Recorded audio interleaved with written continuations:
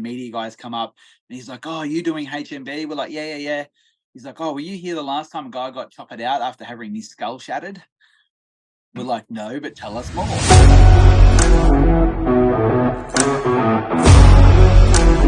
Back with episode number 2 of Behind the Chalk Bowl podcast with the infamous Neilj POWERPIX.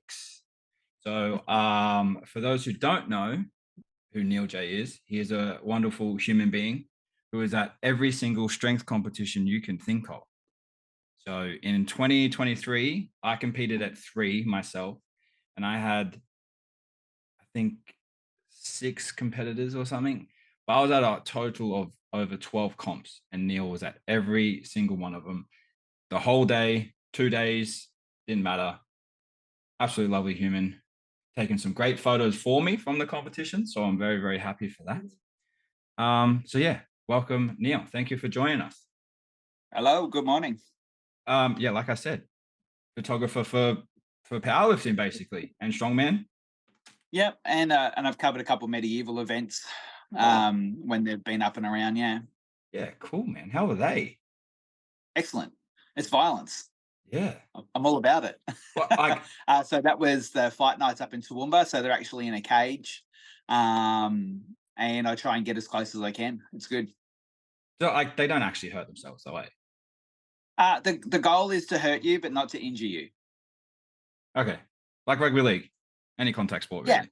Yeah. So when you're hitting someone with an axe or a sword, like I want you to feel it, and you want me to feel it, but I don't want to hurt you. I don't want to break your bones.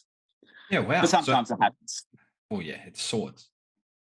Yeah, it's good. One of our fighters at the Barossa Valley tournament this year got his collarbone like completely shattered, like all of the bones. He took 3 axe strikes to the collarbone, and it hurt him bad. Holy 3. Yeah. So when you say 3. axe, when you say an axe, like it's not a real axe. It's a real axe. It's just blunt. And then you wear chainmail, hey? No, so we there is chainmail on your armor, but chainmail ideally was built for archers to stop being stabbed and stopping sharp things. So it doesn't really stop someone hitting you with a weapon. The steel plate armor, like, so I wear British styled armor, so I've got all steel plates underneath the fabric. That's there to stop the impact. Yeah, right. So when you say you compete in these, is what I'm assuming. Yeah, so I fought in my first tournament last year down in Sydney at Winterfest, and I fight with the Brisbane team called the Brisbane Beasts, who were the number 1 team coming into this year. So there's a team in Toowoomba, a team on the Sunshine Coast, plus Team Kraken out of Victoria. You've got Havoc, the Knights of Albion out of New South Wales. Yeah, it's got to be nerdy and historic. It's sick. Nah, that's not nerdy. That's just cool. It's fun. It's expensive. Did you say Hellcats? No. Hellcats would be a cool name. You've got Team Havoc. That's the South Australian team is the Warhounds, and you've got the WA Berserkers. That's sick, Berserkers. That's Viking is my alley. Yes, and our team captain fights internationally for a team called Dominus. Internationally? Yeah, so he's from Seattle. I'm biased because he's on my team, but I reckon he's in the top 10 fighters in the world. He is incredible. To train with him is incredible. He scales it to what you're capable of doing. That's insane. So if you're a 10 out of 10 grappler, he'll hit you with 10 out of 10. If you're a 2 out of 10, he'll hit you with a 2 out of 10. Wow. And then he'll laugh and say, "Are you okay?" And then you go, "Yeah." And then you're looking at the sky. It's cool. Busted shoulder. Yeah, no, I'm fine. Nah, I haven't had anything that significant. I tore a bicep when I fought. At the start of my tournament, we're lining up for coffee. It was 2 degrees down in Sydney, and we had one of the media guys come up, and he's like, "Oh, are you doing HMB?" We're like, yeah. He's like, "Oh, were you here the last time a guy got choppered out after having his skull shattered?" We're like, "No, but tell us more." And ideally, a strap failed on his helmet, and his helmet got pulled off as an axe come down, and just unlucky. Yeah, it just made a mess. Jesus. Good times. That's why you sign up for it. Like, yeah, it's fun. you know what you're getting into, I suppose, when you sign up for it. How like, did you even get into that? How do you like? I knew it was just through photography. Yeah, I was out at the Abbey Medieval Festival. The wife got me a 2-day pass. So one day was for us and one day was for me to nerd out and be a photographer. Yeah. And I heard over the general speaker that, because I was a bit bored watching the archery, it was cool, but it really wasn't what I was there for. And there was someone just like, oh, this is real fighting. Like, these punches are real, the hits are real. Come down, check us out. And I took some photos. And as the guys were coming out of the area called the list, they were like, did you enjoy that? I was like, I'd put a horn on a jellyfish. And he's like, oh, well, tag us in your photos and we'll send you some info. And I started training the next week. That's awesome, because I've been exposed to it. So I don't know if you've seen the movie. It's got, oh my God, I've just had the biggest mind blank. Oh my God, who's Stifler? Sean Scott, something or other. Anyway, he plays like he gets in trouble and has to do community service, and he becomes like a big brother thing. Oh, role models. But that's role live. Models, yeah. Oh, yeah. okay. So that's live action role playing. Right. So that it is kind of same. They do have, like, if I hit you in your arm, then technically your arm is now cut off, sort of thing. Right. What we do was called HMB. I do believe it's just now goes under the term of boo hurt. And it was a sport that was used to train knights before they went into battle. So it's like, so the nerd side of it is all of our armor is historically accurate. Someone once alive had to have worn it. That's if sick. I'm remembering that correctly. So my armor is based from a guy in 1423. That's so it's obviously not his, because that's fucking 600 years ago. It'd be like an alfoil. But it's all sport optimized. They still must use old school ways of making the armor. You can't just chuck it in a lathe and off you go. My armor is from the Ukraine, and my armor is currently fighting in the war against Russia. Holy shit! They're proper guys. They're not just dudes. Like, they love fighting and they'll fight for what's theirs, which is why they were number 2 in the world. They are cool. This is something I could get into. Absolutely.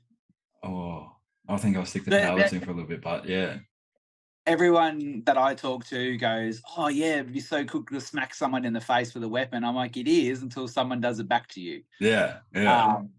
But I am a little bit mental, and I'm here for it. So is it expensive? Obviously, it's expensive. Yeah. It is. Like, I think my armor was $5. Great. Yeah, $4. Yeah. Holy. Hang on. I'll see if I can pull it down. So, that's a legitimate. That's my helmet. Titanium chainmail. Fucking hell. That's so cool. Fully lined, and this weighs, I think. How heavy is that? I think my armor weighs just under 40 kilos. Jesus. I mean, you're a big guy. Anyone that hasn't seen Neil in real life, you're like 6'1", 6'2"? 6'2", bit chubby, but I go all right. Thick. You're a thick boy. Not chubby. No one's chubby around here. We're thick. Yeah. It's cool. Like, there's a guy that fights for France. He's called the French Mountain. So big boy. And like, he's a huge dude. The French have also got a guy called the French Ninja, and he is incredible to watch. He'll one-shot people and take them out. Wow. So how does the competition work? So it depends on what you're doing. There's dueling, and then there's also the group fighting, which is boo-her. Dueling has your old school fights, so like sword and shield, which is just, ideally, it's just sword strikes. Then you've got sword and buckler, which is sword strikes, but it's first to 5 points. You've got poleaxe, and then you've got pro fighting, and pro fighting is ideally UFC and armor, just no submissions. So you actually punch on. Yeah, there's proper punch on. There's flying kicks. There's knees. There's takedowns. If I was to successfully take you down and you couldn't defend yourself, I could just unload on you. Well, that's the wrong phrase. I could unleash on you. That's a good clip. But yeah, for 10 seconds. Like you can't attack the neck, you can't attack the back of the knee, the hamstring, the tops of the feet, or directly to the base of the skull and the back of the neck. But if you're on the ground and you're not defending yourself, you can just literally drop knees into chests. Well, I mean, you got armor on, so it'd take a little bit, but it's still fucking hurt. Not if you've got a 130 kilo dude diving on you. Plus 40 kilos of armor. Yeah, like when Colin fought in the Carolina Carnage last year, he had a guy like he retired after the first round. Is that your captain or the international? Yeah, that's Colin. Yeah. Wow. I call him the Beastmaster. Jesus, he's so interesting. He's an infectious guy. Like he's got such a cool his positivity. Like when you're fighting with him, you just want to fight harder. That's he's so just cool. that guy. Yeah, that's awesome. They're the best type of people to have around. What? Yeah. So when's the next one? Unfortunately, I missed 100% of events this year due to photography work. So when Nationals was on, Australian Selections was on, when Zero Pro was on, the Barossa Valley was on. When I think Capo States was on, there was the tournament in Sydney. Fuck. So, and then we've had like where we were training, the training days got changed, and then my work schedule conflicted with it. So I've missed 100% of 100 things this year or last year. But I didn't buy the armor to not fight. So that's why my goal hasn't been powerlifting for my training. I've been trying to get a bit fitter, trying to lose a little bit of weight. I am old, so the gas tank isn't as big as what it used to be. But yeah, I definitely want to fight. It's such a rad sport. Like you beat the living shit out of each other and you go for beers an hour later and laugh about it. That's so, I have to give it a go. I can't not give that a go. One of my mates would be, he's 6'5", 6'6", 115 kilos. So he would have fun doing it. But me and him, like we talk shit. Like this is how I got into strength stuff. We would watch like World's Strongest Man and stuff together. Yep. And like that the role playing one, and go, you know what, it'd be pretty cool to do that kind of stuff. So he would actually have a bit of fun doing that. But like Colin's done LARPing. He like whenever there's a Halloween event, what he turns up in is hilarious. Yeah. But it's he's not wearing it because it's funny. Like he wears it because he loves it. There's a Brisbane Swordcraft where I think they meet nearly every Friday night and they do all sword and shield tournaments. That's so cool. It's a really big community that no one knows about. Yeah, I had no idea. It's super niche. It's extremely niche. And if you're the only photographer in that niche, I think there's a couple, but yeah, it's rad. It's such a cool sport. And it doesn't matter how strong you are. No. It doesn't matter how fit you are. Being fit definitely helps, but you can be strong and a small dude will come up and just bury you. Yeah. If their skills are better. When I stopped playing rugby league, I played a little bit of, I did MMA for a little bit. And big guy, but still it doesn't matter. If someone knows the technique, like you're busted. But yeah. How long have you been doing that for? Loosely and on and off since like 2018. Wow. Come up 6 years. Nice. But more seriously over the last few years, like when I bought my own armor. 2019 apparently. That's why you got a wife to keep you in. Yeah. So like my first proper fight was in Toowoomba with the Toowoomba team. They are the ones that host the cage fights. So I did a sword and shield fight against one of their I think it was his first sword and shield fight, and I won that fight. And then I jumped in for some boo hurts. Got my first takedown, which I was so happy about. Yeah. And then I was bodied like a minute later. It was hilarious. So what did it feel like when you got like ready for your first one? Like, because obviously I've done comps before, and you get that adrenaline. Well, would it be similar, you reckon? I've done plenty of comps as well, so it was cool. It was a similar mindset. You go through the same processes of you put your shoes on, you put your socks on, you put your shoes on, you build yourself from the ground up sort of thing. The biggest thing for cage fighting was none of it felt real until you walked in, they called your name, and they closed the gate. Yeah. Then it kind of was that like, oh shit, like I think there was about 110 people watching, not a great amount of people, but it was a small Still a room. lot. And it was just like, cool, I know my cardio shit, Yeah. but let's go.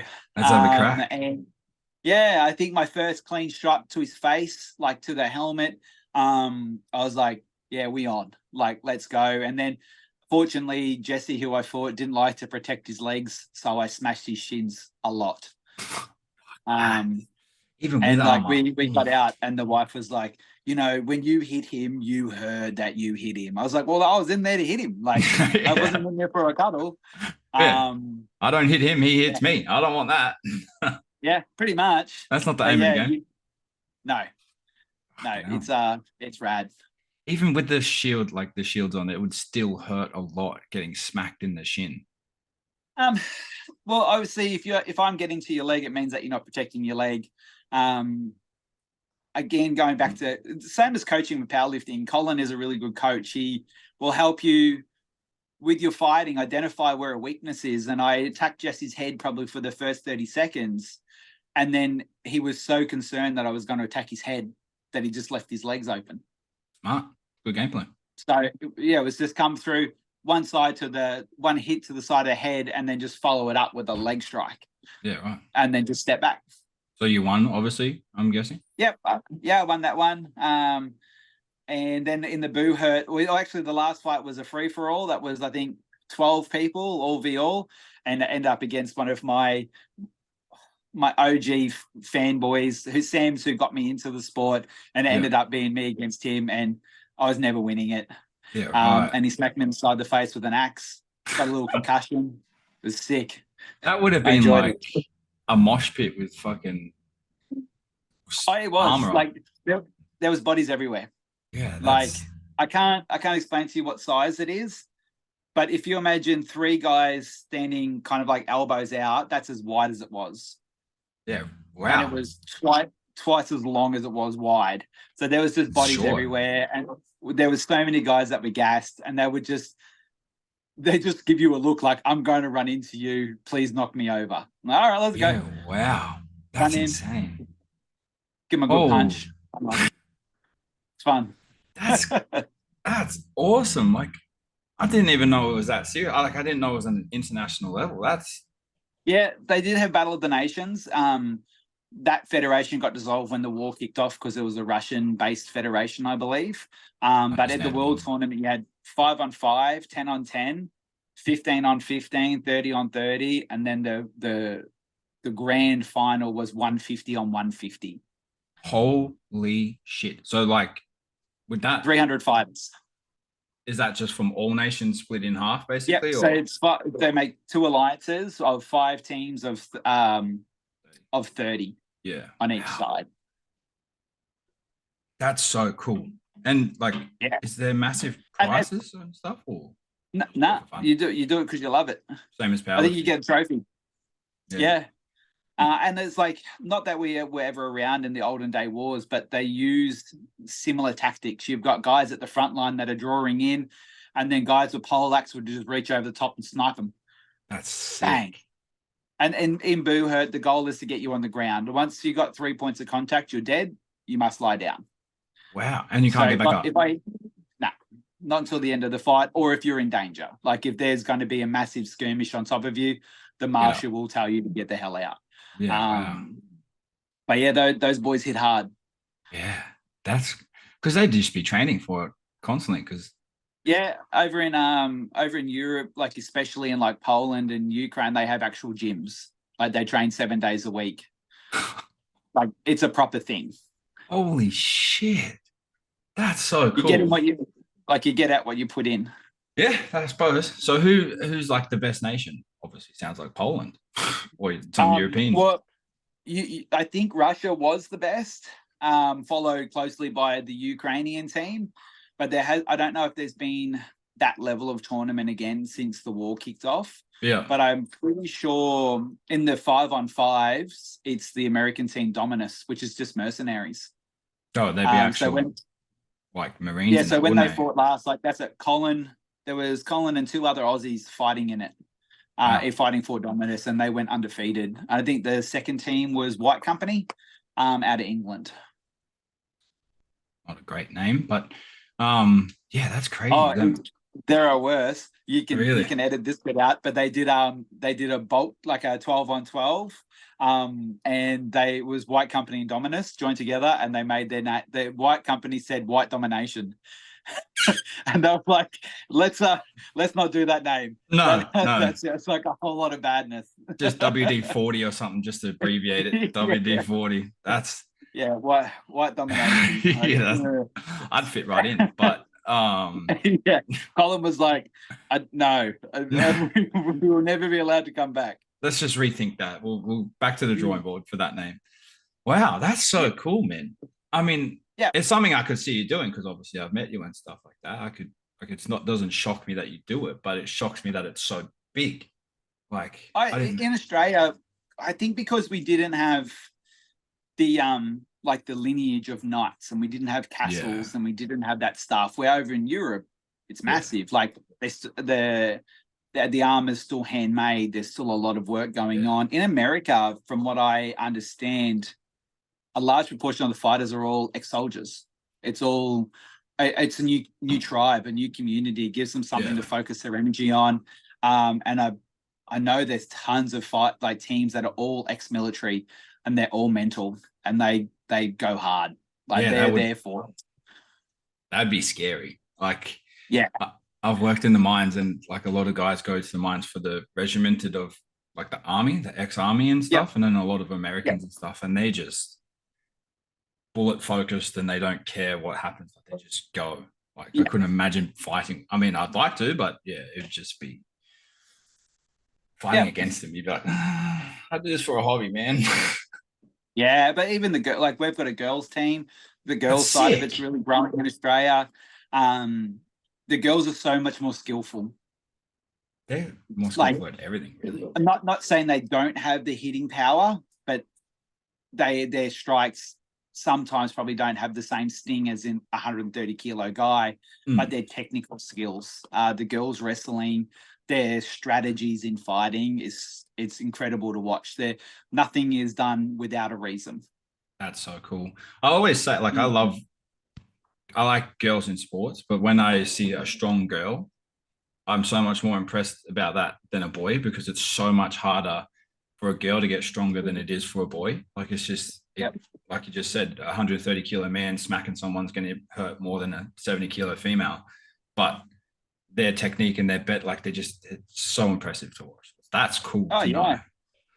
So one of the girls, I think she's just relocated to Tasmania, Bree. Her grappling is excellent. Like, I hated grappling against Bree. As a big dude, she'd put me on my ass instantly, because she'd just be like, her brain to feet connection was so much better than my brain to mouth connection. And she just body you. But like, she was in America last year. I think she spent 3 months over there. They invited her to go over there and train the girls and give them some conditioning work and a little bit of grappling and striking, because Bree can hit. You don't want her in front of you with an axe. She'll make you bruise. I don't really want anyone in front of me with an axe, but so it could be worse. It could be a pole axe. Yeah, I wouldn't want that either. How are you training for that? Obviously, you just said you do a little bit more conditioning and stuff like that, but obviously, what's your training week for Neilj for? Well, at the moment, it's all a bit up in the air. As of tomorrow morning, the wife and I are starting an 8-week challenge. And I know all through social media, I've seen this week so much hate towards 8-week challenges from coaches and PTs. But this is a good time to just reset, refocus. And it's an 8-week goal. It's not a 16-week goal. It's not a 12-week goal. So it's just about hitting reset, getting some consistency into the training. But yeah, this is just more of a get going.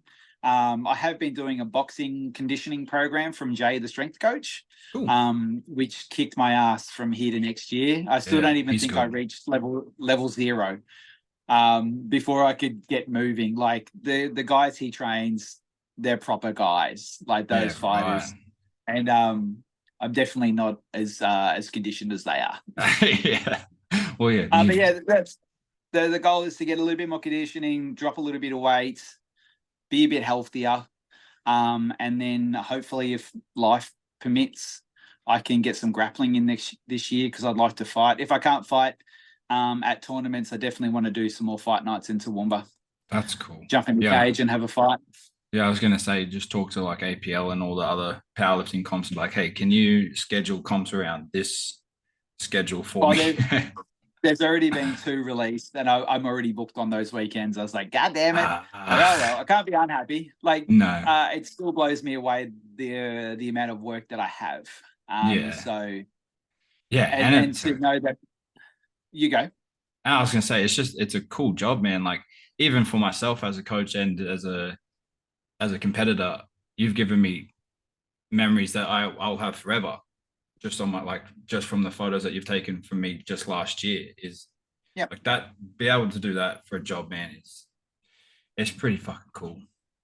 It is very cool, and it like the messages I get from people with like, I didn't know you were looking at this particular moment, and you got me in one of the like I was in my own head and I was fighting it, and that was my moment that I broke through.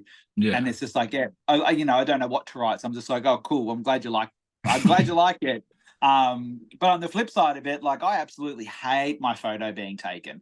I think so I did 9 comps and 2 strongman comps, and I think I've only ever shared two photos. Really? Because I'm a drop potato. Like I don't know. I don't like looking at my face. I think the one photo I've shared is I got 85 kilo squat in my last GPC states that I did. Nice. And then there's a picture that Erin, who works for me, took of me walking off the platform after pulling 215, and my eyes are all bloodshot. Yeah. Yeah, I know that feeling. I think they're the only 2 that I've ever shared. I don't enjoy looking at myself in photos. I think we're all like that. It is. And like it gets, there are so many people that will message me like on the day, they're like, don't take my photo, I look horrible, I don't want to do this, blah blah blah blah blah. And then after the event, the photos are released, they'll message like, holy shit, like I look badass in this picture, this is really cool, that's really cool, that's really cool. And like that's a really cool part of what I do. Yeah. Well, actually, so the first one I did this year where I passed out, as soon as I salt on the eye. Yeah. As soon as I came to, Bridget from Zero was like, you need to make sure that you got that photo package, because there's a great photo of you where you hit the lights and the lights go out and your hands just let go of the bar and the bar's frozen and you're passing out backwards. It is one of my favorite photos. My mum hates it, but I imagine. What are you doing to yourself? You're killing yourself. She was in hospital when I passed out, and then she called me 2 days later. What the fuck are you doing? It's weightlifting. You're not supposed to. You're not playing footy anymore. I was like, Mum, fine. I'm okay. Yeah. Calm down. Yeah. So yeah, like I said at the start, you're an extremely busy man. I saw you at 9 competitions. How many did you do last year for work? Oh shit. I did every Valhalla strength comp. So that's GPC, novice, USAPL. I did, I think, nearly every Fortitude barbell comp apart from a couple. All the below parallel comps, including their first ever 2-day novice comp. That was wow. That was a big old weekend. And I get to work with Michael, the Flying Kiwi, for the Flying Kiwi Cups. Oh yeah. And they are hands down my favorite events.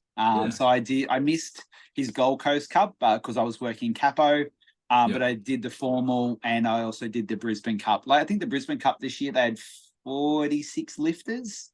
Yeah, cool. And I wish I could take a bit of their energy into every powerlifting comp, because no one's there to make anyone else feel shit. Everyone's there to lift each other up. Yeah. They are such a rad event. Yeah. And to watch kids that have got good technique, but only just kind of like cracking the iceberg, pull 195 kilos. Yeah. And they're looking around the crowd to see who's cheering for them. Yeah. Like it blows me away. The coaching staff, the handling staff, everyone that looks after them, they are just incredible people. And it's just rad to be able to hang out with them. Yeah. That's like Empire Body Shop. Have you heard of them in Beenleigh? Yep. Yeah. Oh, sorry. The wife just said I did 29 total comps. Holy shit. Yeah. So I think there's just under 60,000 images, something like that. I went through. That's insane. So I've dabbled in photography and stuff like that. And to get the image to your liking, obviously you've done it for a long time. How long have you been in photography, more specifically powerlifting? Since I got my first actual camera in 2018, and I think I worked my first job in 2019. That's so cool. So you obviously been in there for a while, 5 years nearly. You'd have all your presets and stuff like that ready for after the comps, I'm assuming, yes? Or yeah, so what I have, it is technically a preset, but it's a preset that I've built.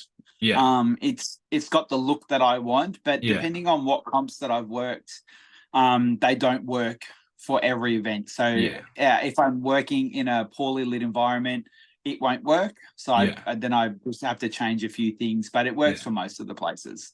And then I just go through and adjust exposures and just make sure everything's okay, crop and straighten, delete unfocused photos. Yeah.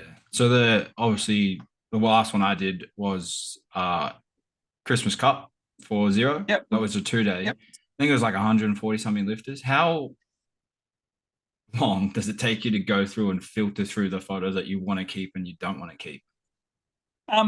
When my computer's running properly, if I can, depending on, so sometimes a 2-dayer might only be 30 people a day. So that's obviously a lot faster to turn around. But like 0 comps are 5 flights a day normally, which are generally a big day. I try and average on 1 week per day. Okay. That's like if I didn't work a full-time job, I could get done a lot faster. So you work outside of this as well? Yep. Oh my God. Oh, you have to. And I also work for 2 different puppy schools doing graduation photography. That's cool. That's a cool job. Yeah, it's stressful sometimes, but fun. Yeah, dogs are hard to follow. Oh, that's cool, man. It's the people that make it more interesting, but because the puppy only knows what the puppy knows, and when there's too much energy, the dogs just get a little bit confused sometimes. Yeah, mine's she's not a puppy anymore. She just turned 3 and she's still confused. So it doesn't go away, especially when there's excitement. I think we've got a 6-year-old wolfhound and a 2-year-old Roddy, so we know. That's a busy, and I can see fish food in the corner there. You've got I've got a farm. I've got a 200 litre tank behind me, and then a 90 litre tank to the other side. Jesus, that's awesome. I love animals. That's cool. So 2019 you started photography. Was it? I saw you said strongman as well. So what big strongman comps or most memorable strongman comps have you done? Well, as in the one that I've lifted in, or the ones I've worked. Let's do both. I did Coco's Running of the Bulls was my first ever strongman comp. So that's probably the most memorable because it was my first. Yeah. And when then I did 2020. It was definitely before COVID. I don't remember. I joined just after. So that was fun. First time doing Atlas Stones, first time doing the Conan's Wheel. Yeah. All torturous, but a good time. Yeah. And then the last one I did Brisbane Strongest Man, and I just entered in the novice. Yeah, cool. And that was memorable because my back locked up and I got carried off the deadlift platform after trying to do my final deadlifts. As I say, PRER, baby. Let's go. Yeah, like that was the end of a very big day. Yeah. Competing in strongman is so different to powerlifting. Yeah. There's no sit down and chill out. It's go. Yeah. Uh, I have so much like admiration for strongman lifting. Like they Yeah. go hard. I I got to do both of those with Mason, which is the oh yeah. Ranger bearded man, I think. Yep, yep. And he helped me out through both of those. He works for And I Epic, got, hey? Brandon for yes, Epic. he does now. Yeah. Yeah, Yeah, he's one a nice of guy. one of the strongest people that I know, and Yeah. just an absolute top guy. He's a And like, sweetheart. oh yeah, Mason's rad. Like coming in, like I was walking off my back injury when he was pulling for the win in his weight class. Yeah. Like, and that's the thing I love. Like, it's the same in powerlifting. Like, you can your third can pull to win, Yeah. but in the deadlift, like I can't remember what weight they had. I'm sure it was in the 200s, and it was as many reps as you could in 60 seconds. Yeah, those events are insane. Yeah, and I think he got to 9, and then looked at the ref and said, "Does that win?" And they're like, Yeah. well, yeah, we think." So he just kept going until he timed out. So he went from third to first in the last event. That's insane. That's why strongman's awesome. Like you got five to 8 events depending on the competition, and you don't have to win all of them to win the competition. So like it's no, because everyone's going to have an Achilles. Like everyone's got a weak lift. The best one that I worked would be the first one that we did, and that was Queensland Strongest Man many years ago. Yeah. They reached out very late to the end. They were donating all of the proceeds to the Queensland Cancer Foundation. Awesome. So they had a very little budget, so I just donated the full day's work.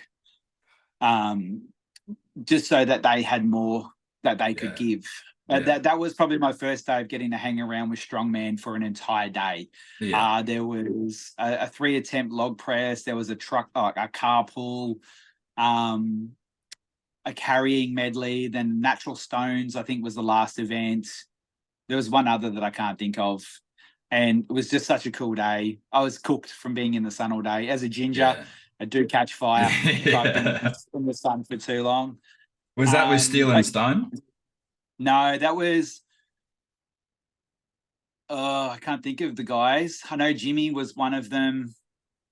And I can't think of the other guy, but I think not long after that comp, there was a bit of a disagreement, and most of those guys kind of parted ways.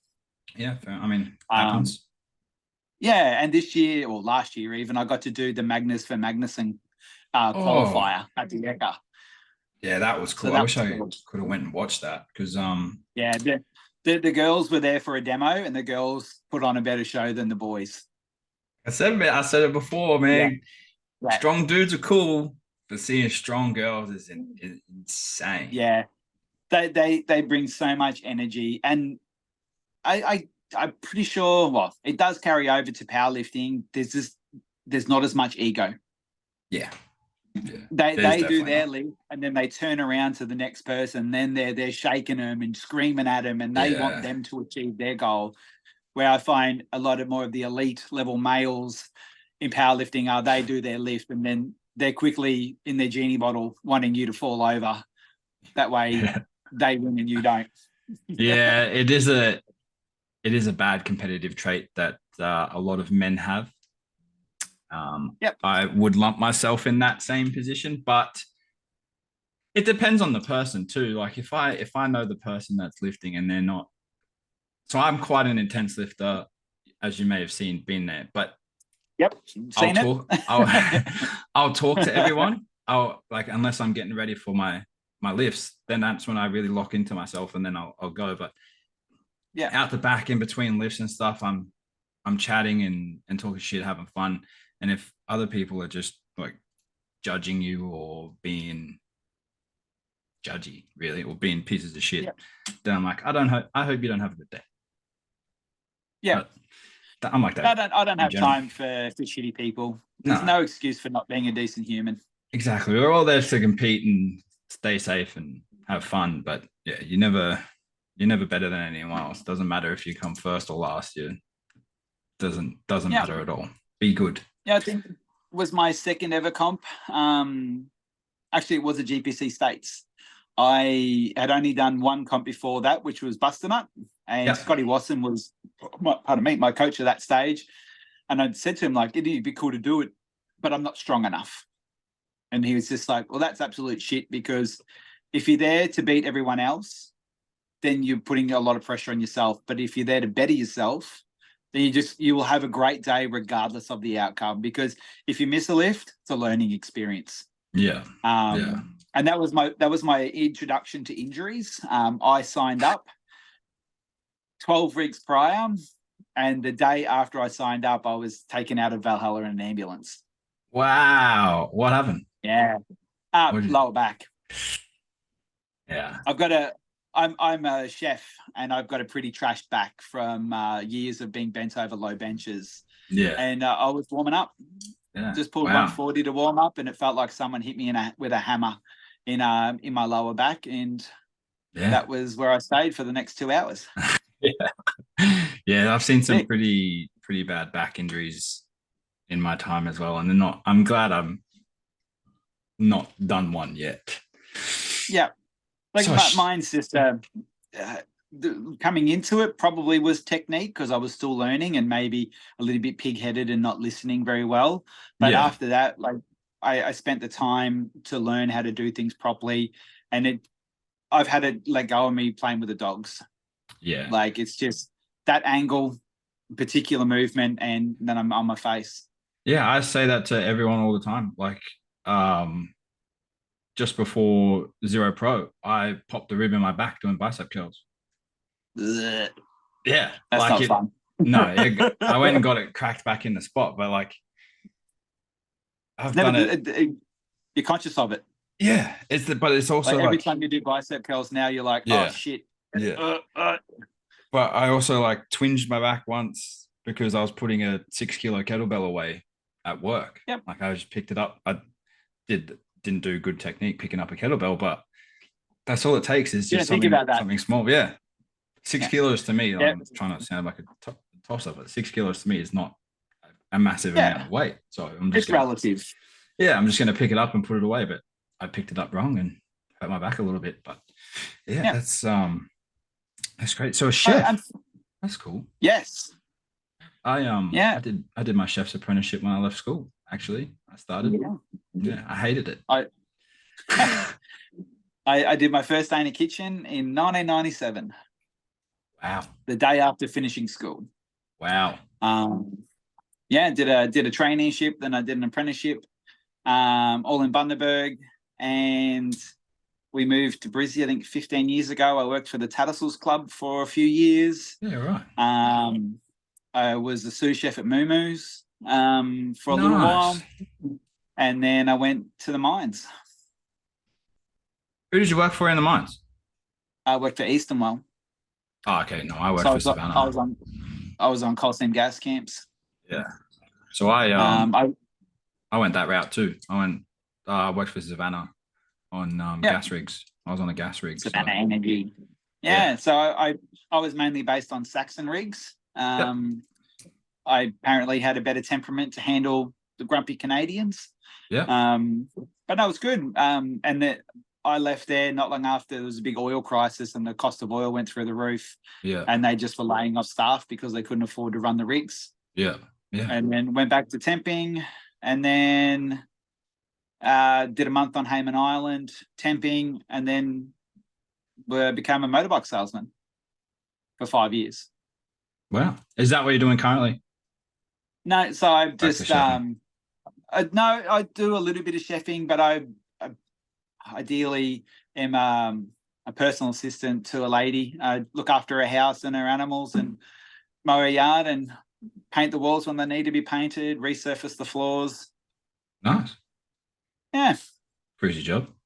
Different. It's not as cruisy as you think, but yeah. Well, looking after animals is never cruisy. So, I mean, you probably understand that more than most because you have 10,000 in your house by the sounds of it. Oh, look, I'm lucky. The wife looks after the cats more than I do. She takes care of a bit of that stuff, but I do the dogs, and we got chooks as well. And yeah. How did the dogs go with the chickens? So we've had a couple. mishaps. Um, Because I but thought about buying a chicken because I eat a lot of eggs. Like I, yeah. So, well, eggs are a whole different conversation because weather can change how often they lay, their diet, their stress, so many yeah, variables. But no, recently our dogs have decided to let the chooks out, okay. which has been stressful because I don't want them eating them. But No, they also have just let them out. But the chooks know that white bucket means food, so they just come run them. that's fair. Yeah, that's Yeah. because I have a very vicious attack dog. She's a cavoodle. Oh yes. Um, so very big and scary. But she's Yep. not a big fan of birds, so I've always been cautious of getting a chicken or a couple of chickens If, to get some eggs. if you get chickens, just make sure they're in a properly secured coop, and then you should be all sweet. That's true. That's true. That's also another thing that I have to look after. Yes, they are very simple to look after though. Yeah. Straw, feed, water. It's pretty easy. Cool. So for those that don't know, Neil was great, nice enough to give me the name for the podcast. That's why I was excited My to have. random brain fart of a name for a folder one night. Yeah. I got the photos from one of my girls' comps, and it's I think you used Beyond the Chalk Bowl. Yep. Yeah. So I messaged him and I asked, and now we have Behind the Chalk Bowl, which is awesome. And one of the big reasons, obviously, for this podcast is to talk to people in the fitness and health space, predominantly in strength. And one of the big reasons I wanted to get you on was to see your side of it. Obviously, Yep. I'm an athlete and a coach. Um, and the way that I approach a day, depending if I'm coaching or competing, would be completely different to you. And what you would see versus what I'd see would be a completely different point of view for a lot of other people as well. So, what are some things on comp days that you've seen that you like and that you don't really like as well? Oh, that's a tough question. So things I like seeing. It's a really corny answer, but the community. Yeah. Working with APL and this year has been excellent. They've got such a good community. Yeah. That's not saying that others don't. Capo is also an excellent community. Yeah, over the last few years, I feel the GPC community has changed a little bit, but it's still a good community. Yeah. They're not toxic communities, but I've felt the APL community is definitely the best. At the chalk bowl where everyone's getting ready, there is 15 lifters all G'ing each other up. Yeah. When they fail, people, for the lack of a better word, mourn with them. Like they're disappointed that they've failed, but when they succeed, everyone cheers. The crowds are excellent. The coaches have been great. I really enjoy that. In comps, like I love seeing the little ones go well. Yeah. And like you go to some comps and there's like the elites and the pros, and everyone knows that they're going to do amazing things. I think there's a young chickie, Gabby, possibly. I think she weighs like 50 kilos. She was at the novice one at Valhalla at the end of the year. I think so. And she did like I don't know. It all blends in. But just being able to, like, you see how nervous she is, and then to see her come away with a win. It doesn't matter if they're personal best. It doesn't matter if it's a podium, but she had a rad day. Even if she went 3 from 9, still a successful day. But yeah, that's definitely, like, just being a part of it. I enjoy giving people the opportunity to look back and reflect through their photos. Like that's one of the coolest things for me. Coming through the ranks, learning my trade and refining what I do, I hated seeing photographers in people's faces. I don't like, that's probably the one thing. It irks me, and anyone who talks to me about it knows that it irks me. When a lifter's trying to get set and ready, the last thing they need is a person half a meter to a meter in front of them with a camera trying to get that raw, that look. And that's why if you've ever seen me at a comp, I'm on the other side of the platform with a telephoto lens on. Because I want to capture you in the most the rawest. Yeah. In that minute that your name's being called, you've got 60 seconds. Yeah. Those to me are the important moments. I think more people look back at that going, like, these were the people in my corner. Now let's go. Yeah. But I always do my best to be not in people's faces. Sometimes in the warm-up room, it's difficult to not be. But for the important moments, I try to be on the other side of the room. And again, I think I mentioned earlier, I've had people message me back from a comp going, like, I remember this moment and I have no idea where you were. I was literally just about to say that. Like from Zero Pro, there's a photo that you got of me. I'm sitting down just before deadlifts and I'm looking up at the screen, watching the names go by. And I remember watching it and I was like, I was piecing up where I would end up if I got the lift or not. And I'm sitting there, I'm looking at it, and then I get the photo package and it's that moment. And I was like, where the fuck was he? Like, how did he? I didn't see any of that. Like, yeah, it was crazy. For a big old man, I get around. Yeah. Well, that's what I was just about to say. In the warm-up room, you'd be all sweet because you kind of just blend in with all the other dudes. You just have a camera instead of a weightlifting belt, I suppose. Yeah, like that's, I won't say pride, but that's definitely something that I always aim to be. I aim to be away. I want you to go home and go, oh shit, like, what are the photos going to be like? Because you didn't see, like, at most comps, everyone knows I've got Erin who works for me. She drives the front camera getting the lifts. So they, not that they assume, but they know that those moments are always going to be captured, and Erin does a great job of that. But with social media, I see more people sharing the behind the scenes stuff over their lifting stuff, because I think it's those small interactions that might have more of a meaningful impact for them. I love both of them. I love what you guys do on competition days. It's really, really cool to have those. Like I said, I've got some of the best memories for the rest of my life. Like when I hit the 300 kilo squat at Zero Pro, like there's like a sequence of like 6 photos where I'm just out of the hole and I know that I've made it, and you or Erin have shot from there to the top. And then when I've let go to look for the lights, and then when I get it, I'm like, you can video it and stuff, and people have videoed it on their phone and stuff, but it doesn't look like you guys are right there. You're right in front of me in the moment, which is, and then you can see all the other people that are happy that I got it. Like it's crazy. It's so cool. And that's one thing that I love with the spotters and loaders, like especially from Zero Pro, like everyone was bummed for you, or they were pumped for you. But like I've worked hard to refine what I want the photos to be. Because there are a multitude of ways to shoot a comp.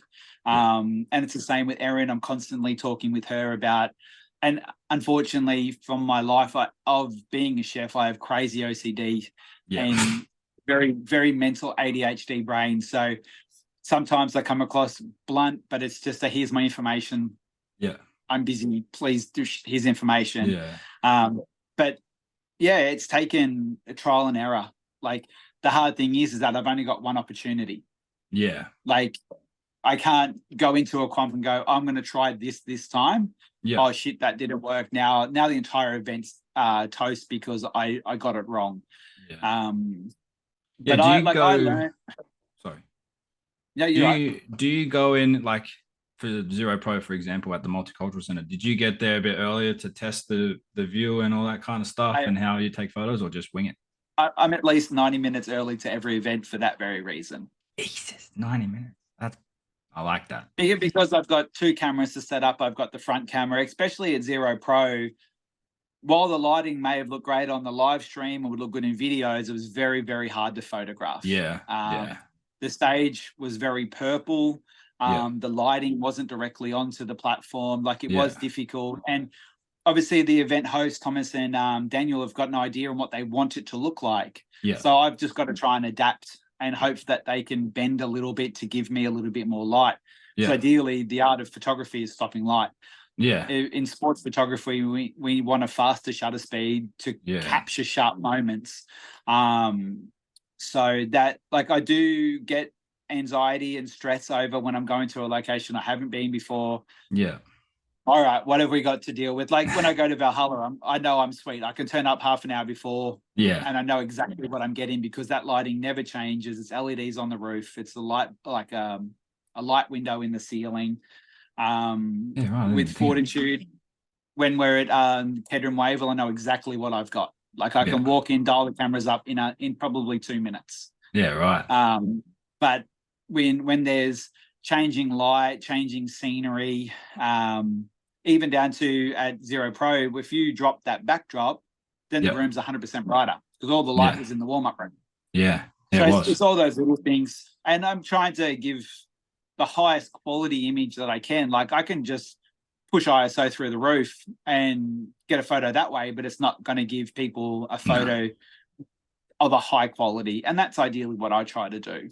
Yeah. Well, hey. And that'll probably be the thing that I don't like about comps is there's so many variables. Yeah. Especially for photography. Yeah. Yeah. Like neither the deadlift, amazing day. Johnny puts on such an incredible comp. I had to battle the sun. Yeah.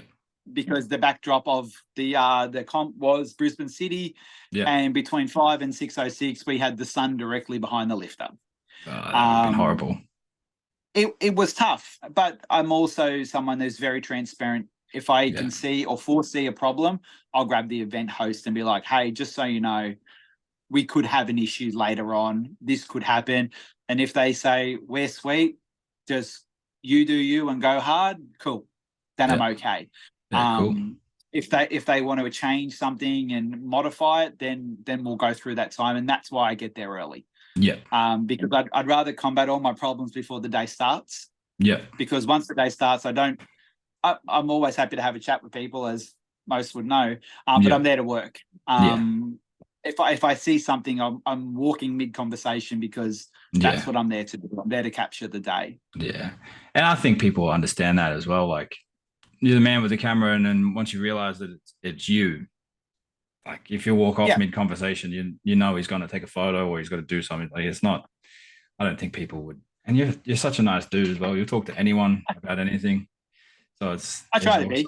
Yeah. Like I said, there's no point being a wanker in at comps. Like sometimes I'm tired and grumpy, and I think everyone's allowed to be. Like towards the end of the comp season, I definitely was very tired. And, someone comment, they're like, oh, it's so good to see you. I was like, don't take me this wrong way. I'd rather be in bed, but we're here, so let's go. I think I was chatting to Erin day one of Christmas Cup at the end. And because I was spotting unloading on the side where she was. And I was like, I'm getting tired. And she's like, mate, I'm right there with you. But she's sitting there with so that's the thing. You guys are there with a smile on as well, even though you're knackered. Well, no one wants to do their lift and then look forward and see a photographer like, oh, I'd rather be having a shit right now. Yeah, yeah. Like, we are there because we also enjoy the sport. Erin's got a lot of friends that lift, and I've made a lot of connections. I won't say friends because a lot of people I wouldn't recognize if I bumped into them in the street, but I know them at comps. Yeah. So I have a lot of connections at comps, and like chatting to Henny, like that's the coolest thing. When I see him, he's just like, you don't know how many people are pumped to know that you are here, and you and Erin.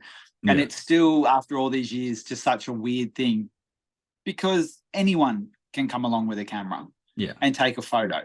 Yeah. So it is cool to know that, I've got something in my brain that I do it better than others. Yeah. Yeah. I remember after Strength Quest, I was so excited to get the photos back. That's just because I got my first lot from States in March, and then I did Strength Quest, and I was like, I can't wait. Like I was chomping at the bit. I'm like, but now that I know how your process works, I'll be a little bit calmer just from the excitement of posting it. That'd be the other thing is the hey bro. How long do the photos together? And I get that people are excited, but my God, this year I think I've copped nearly 500 hey bros, and some of them I'm not even home. I'll be driving home. I'll have people at the event, and I get from the event. Yeah, I had that at Christmas Cup by 1 p.m. on Saturday. How long until I think the photos would be ready? Brother, it's a 2-day comp. Yeah, I was like, my guy, we're not even halfway. Like, please be patient. No way, I'd never do that. Well, hopefully, whoever listens to this is a powerlifter, and they know that what's going to come next from the next comps and stuff coming up. But it's simple. I know there are other photographers out there that I don't want to say an inferior product to mine, but they offer a different product to mine, and they can turn them around in a day because they don't do anything. Yeah, like here's unedited images for social media. Yeah, and I don't do that. Like I've worked hard to set my standard, and I've got my priorities, and I won't budge them for anyone. And everyone that I work with gym wise, they're like, cool, as long as they take. Yeah. So I was still working on a capo comp when we did the Christmas Cup. Yeah. Oh no, I was working on below parallel, and then it was the following week was Christmas Cup, and the following week was neither deadlift. Yeah. So that was 150 neither deadlift, 122 lifters from Christmas Cup, and then 69 from below parallel.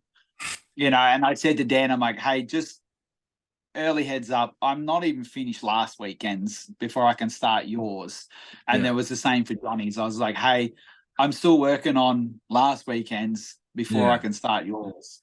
But yeah, they're everyone host wise has always just been, sweet. Yeah. Like don't take forever, but don't rush. Yeah. The Zero team are pretty cool with that as well. Like we get email update. Well, as competitors, we got email updates saying, okay. If you had give them an update, I'm assuming they would then send us an update saying, okay. The photos are coming soon. It's also like a last minute like push, obviously, for us to buy them. But also an update in the same way as, hey, the photos are coming, just a few more days. So hopefully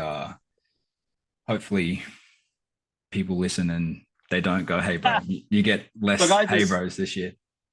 I just passive aggressive now. If within 7 days, if I've got a hey bro, I just leave them on red. I would too. Fuck that. And it's just like the more time I spend on social media replying to the messages, is less time that I'm on the computer doing work. Exactly. And that's just me being a grumpy old man. But like I don't sleep on them. In my eyes, I've had a massive computer error in the past, and I lost a wedding and I lost some other things. So in my mind, once they're on the computer, I want them off the computer. Yep. Like the faster they're done, then I'm done. I don't have to worry about reaching out going, hey, I need to issue a refund because I've just lost everything. Yeah. Well, technology is great, but it also can stuff up. Like as we found at the start of this, I sounded like a troll. So where technology was supposed to be my friend, but it wasn't. So, but no, you got a great product, mate. And it's really cool to, I know I get excited as a coach, even that Christmas Cup. I was like, I was excited to see photos of me in the background because I know that yours. Cool. So I was like, this is you've got a really cool thing. And like I said, you get to capture memories for life for people. So it's really cool what you've built. So be very proud of yourself. Thank you. How many are we looking forward to this year for Neilj? I'm still letting my brain recover from last year. But I think we've got most of the big APL comps books already. We definitely have the Capo comps booked. Yep. I'm positive we've got Capo Nationals this year, which is going to be first time in a long time that Capo Nationals have been in Queensland. They're going to be in Caloundra. Yeah, cool. That's going to be a big one. I've already got my Airbnb booked for that. I'll probably start stockpiling Panadol and ibuprofen because gonna need a bit. Yeah. I was actually talking to Fonz about that at Zero Alphonics. Old fella that does all the equip stuff. I know Fonzie. Always got his lingerie on. Yeah, he's probably done as many comps as you did last year. That man just signs up and has fun. But yeah, I'm gonna go up and watch him at the Capo Nationals. Most of those old school House of Power guys and girls, they just compete. Yeah, they just love it. my last push pull that I did, I think was 2019. I was in the super heavies, and I was in the 125s, but there had to have been 15 of them.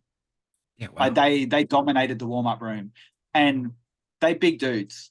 Yeah, like House of Power big. They're not small humans. No, and their support crew are big dudes too. Yeah. So I felt like a miniature human. Just like, what is going on? How is that person that size? And then I in my weight class there was only 2 of us, so I got my mandatory. Oh no, 3. So I got my 3rd place total medal for coming 3rd, and I think I benched 137 and pulled 205. That's good. And the guy who came 2nd benched 240 and pulled 360. Equipped? No, it's because GBC. 240 bench, not equipped. Yeah. Well, Josh Tate was mentioned that, not equipped. Jesus. Well, there's Cooper, fucking big Coops. Oh, yeah, he's incredible. I remember the first time I met him. Was at Valhalla. Katie was at Valhalla when I first started training. And I was just like, he a big dude. Like, and I tried to model my bench off his and got my best ever bench. And then the last time I competed, I blew my shoulder and had a terrible bench. Yeah, right. Yeah, so 145 was my best bench. Nice. And we went for 150 on. But Scotty goes to me for my 30. He's like, we're never doing 147. Like, you can do it. We're never doing it. Let's go 150. I was like, fuck. And he was with me at the chalk bowl. He goes, just remember, this is going to be hard. He said, just don't give up. I was like, all right. Had clean down to the chest, and I got about halfway, and my triceps just decided to go on holiday. And that's where it stayed until the spotters picked it up. They were like, good try. I was like, yeah, thanks. Yeah, you get the pat on the back when you miss a lift, and it's like that. I should have got it. Yeah. Oh, look, I never even attempted that weight without a slingshot. So that's awesome. I was pumped. Yeah. I was pumped. Like the golf, I totaled 555. 545 that day.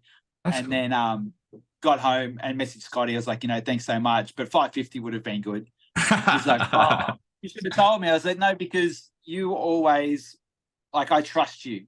Yeah. Like, the numbers are always right. Yeah. Like, if there wasn't 5 more kilos, there wasn't 5 more kilos. Yeah. It's really that fine. Yeah. And that's definitely something a lot of people need to take into their coach-athlete relationship, I feel. Yeah. I've dealt with some people, obviously, over the time that don't think my choices are correct, but I'm the one that paid all the money to learn how to do it. So why don't you trust me? So it's good to hear someone else say that. So you'll be at Nationals in Geelong? I think so. Okay, I'll have my hair done. I obviously, if I'm on my phone, so I can't look at my calendar, but I'm pretty sure I'm booked for that. The APL Nationals, open Nationals. Yeah, I'll get my hair done for that then. Yeah, nice. Get a nice perm. Yeah. Get ready. All right, mate. Well, we're coming close to the end. So normally, well, my plan is to ask like tip of the week and a training dilemma. So the tip of the week for anyone out there, you can tip of the week. Yeah. Fuck. That's a good tip. Tip of the week. Life is tough. Everyone is struggling. Just don't be shit. Just be a good human. I love that. Awesome. Well, yeah, I've got a couple of competitions. Yeah. What sort of training dilemma? As in, like, what's something that I'm going through now? Yeah. Anything. Well, I'm going to say any training dilemma. Don't worry about squats. Squats are shit. Just bench press. Just push them. Bench press is God mode. Yeah. Well, that's why I wanted the bloody national record for the 125ers, because it's the same thing. Everyone's. I hate using the word journey. Everyone is fighting their own battles with their training. If you see someone struggling in the gym, don't put them down. Pick them up. Exactly. Like, love that. Be a useful human. Yeah. Awesome. Well, yeah. I've got a couple of competitions booked for myself that I'm assuming you'll be at, so that makes me very excited.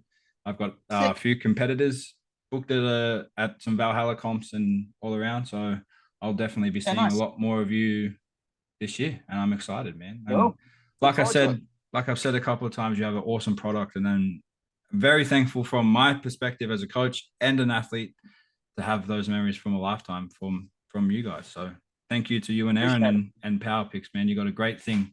So, and again, thank you for being on here and giving me the name. No worries. Not a problem. Awesome. Hopefully my dribble is entertaining for people. It definitely will be, bro. I definitely think we did a good one. I mean, people are going to be interested about you beating people with axes. That's for sure. Yeah. That's cool. There's a patch that you get with your arm. It says, "I don't believe in anything. I'm just here for the violence." Well, that's it. That sums it up. Awesome. All right, mate. Well, thanks again. And I'll talk to you soon. No worries, dude. Talk to you later. Yeah.